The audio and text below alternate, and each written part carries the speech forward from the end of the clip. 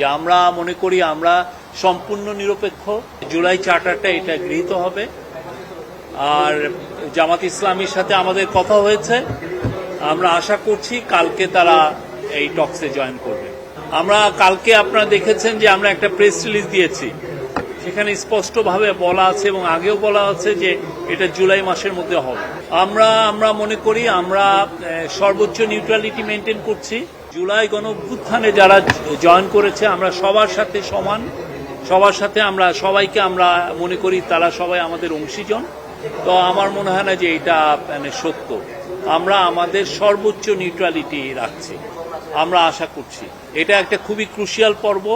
খুব দেখছেন তো আজকের থেকে ইন্টেন্সিভ ডিসকাশন হচ্ছে, খুবই সুন্দর পরিবেশে সমস্ত প্রায় সব পার্টিগুলো এসছেন এবং আমরা আশা করছি যে এটা খুব স্মুথলি আমরা জুলাই চার্টারটা গৃহীত হবে।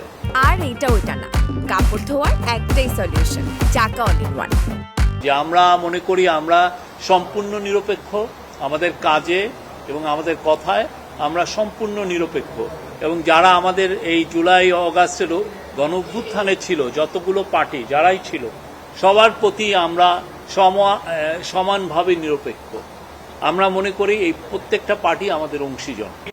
ভাইস চেয়ারম্যান আছে ডক্টর আলী রিয়াজ এবং ওনাদের যারা মেম্বার আছেন, তারপরে সিনিয়র প্রধান উপদেষ্টার স্পেশাল অ্যাসিস্ট্যান্ট মনির হায়দার আছেন, ওনারা এটা একটু বলতে পারবেন। হ্যাঁ, ইভেন কিছুদিন আগে মালয়েশিয়ায় এরকম হয়েছে, একটা পার্টির সাথে একটা গভর্নমেন্টের এরকম একটা জায়গায় আন্ডারস্ট্যান্ডিং হলে তার এই ধরনের একটা ঘোষণা আসতেই পারে। এটা এমন কিছু না, আর এটা তো এমন খুব যে বড় ফর্মাল এমন কিছু না, যে এটা জাস্ট দুইজনে বলা যে আমরা এই কথাগুলো বলছি, দুইটা পক্ষ থেকে একটা কথা বলা। এই আমরা তাদের সাথে আজকে কথা বলেছি, কালকে ইনশাল্লাহ তারা আশা করছি তারা জয়েন করবেন।